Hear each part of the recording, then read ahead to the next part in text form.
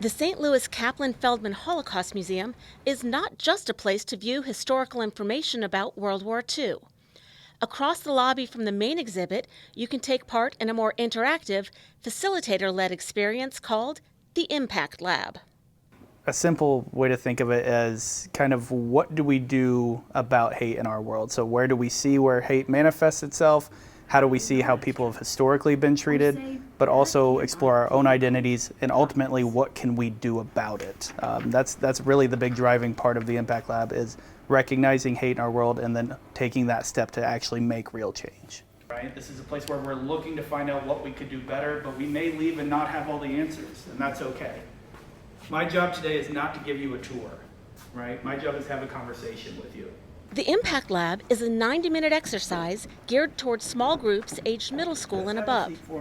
The way it works is participants go through three main areas where they have conversations which promote understanding, starting with the spiral of hate. Yeah, so the spiral of hate is a teaching tool we use here to really see where hate manifests itself in our world. So it has multiple levels, starting with stereotype.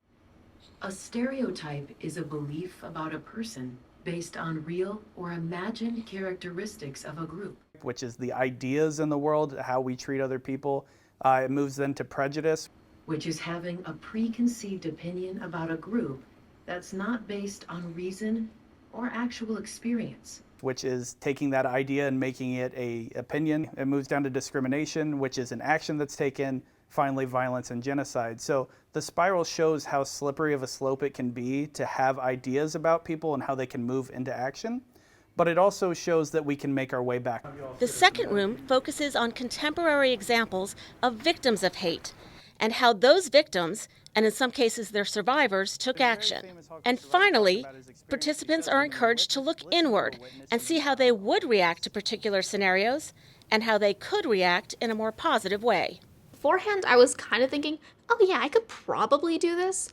But then kind of seeing what other different situations that could actually apply to me, it started to seem like maybe I might not have my head screwed on all the way if I argue it. I learned about different forms of hate and different examples of hate and just how we can prevent this and how to be an active ally. It was a really impactful opportunity. I kind of had my eyes opened to how the world is and what I can do to help be a part of making the world a better place. For me, I think that's been the biggest takeaway from our audiences is they feel this empowerment of, okay, I've been told I have to make a difference, but how do I actually do that? The Impact's here to help us practice actually doing that. Saying you're going to do something and actually doing it, they're two very different things, and it's a lot harder to do one over the other. For example, anyone can talk a big game in literally anything. It could be robotics, football, hockey, I don't know, tennis. And nothing really matters until you're on the field, on the court, actually doing what you're supposed to do and proving that you can actually do things. The hardest part is taking that first step, because I think for a lot of us, we kind of look at this idea of changing the world in really grand scales, and it's not always that. And you start with one person, and then gradually, as you build more and more allies, you can build a community of allies, and it goes larger from there. So I think the key is not overestimating, not overshooting what you think you can do. It makes me feel like I might just be a small person, but one person can create an impact that can affect everybody else.